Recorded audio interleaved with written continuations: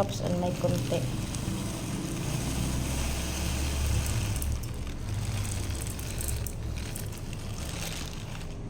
So guys, ngayon magbiko ako. Biko ko ng malagkit. Natin silang takal. Ubusin natin ito.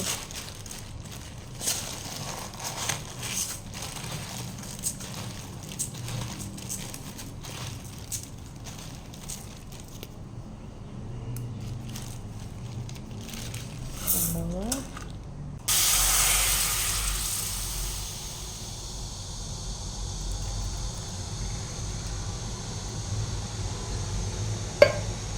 Ito yung asukal na gamitin ko guys. Ayan na. Yung gusto ko pa yung pinaka-dark. Ano to? Half kilo. Half kilo siya.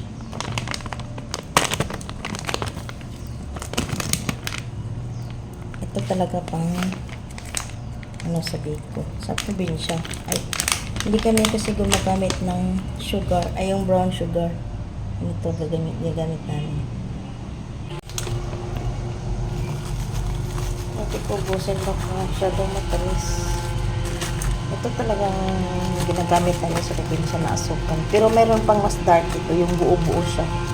Yun ang ginagamit namin noon. At hanggang ngayon, pag nagbiko si tatay, ganun pa rin ang ginagamit. Kamay ang tawag sa Bisaya ito, kamay. Ayan, halo na ng halo. Itong mahirap sa biko, kaya gusto ko pa yung suman. Kasi ang suman, hindi na halo ng halo. Yung pagbiko, ganito eh. Nahalo mo eh.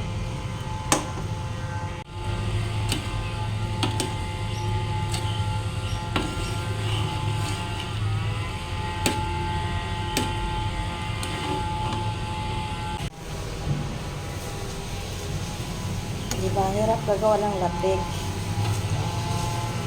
Kailangan daw yung ano, sabi ni tatay, pag ginano mo sa sandok, kailangan hindi na susunod.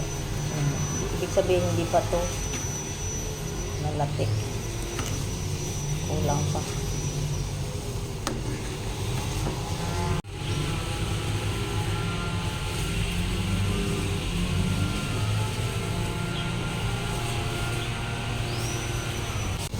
Pag ganito guys, ayun, nalatik na siya, maging latik. Maingay sa labas namin eh. May nag-grass cutter. Nalatig lang siya. More halo pa. Basta mahina lang yung apoy. Akala nyo sunog. Pwede ito sunog. Kasi asukal niya. Dahil. Ganito na guys. Ayan. Lapit na to. Pwede na natin ilagay yung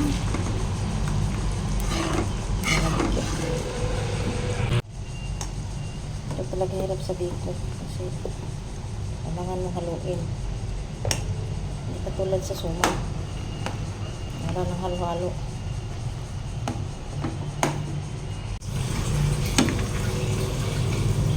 Halo ng halo, kailangan na coat sa lahat, walang puti.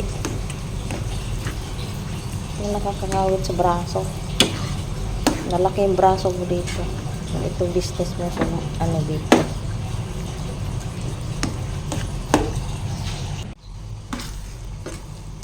Hayaan ko lang siya guys. Kasi yung bigas naman medyo hilaw pa siya. Kaya para maluto din siya. Maigi.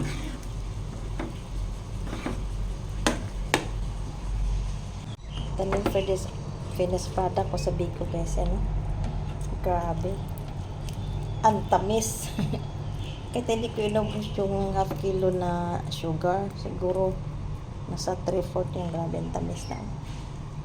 Kasi ano siya, pure na sukal. Tikiman na.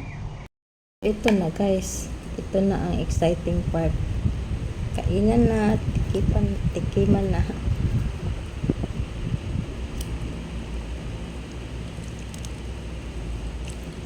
Para sa akin matamis.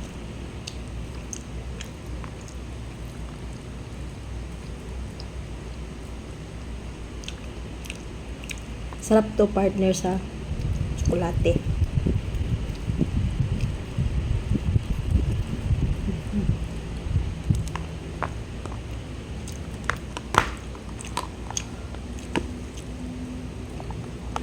basta ganong asukal lang gagamitin.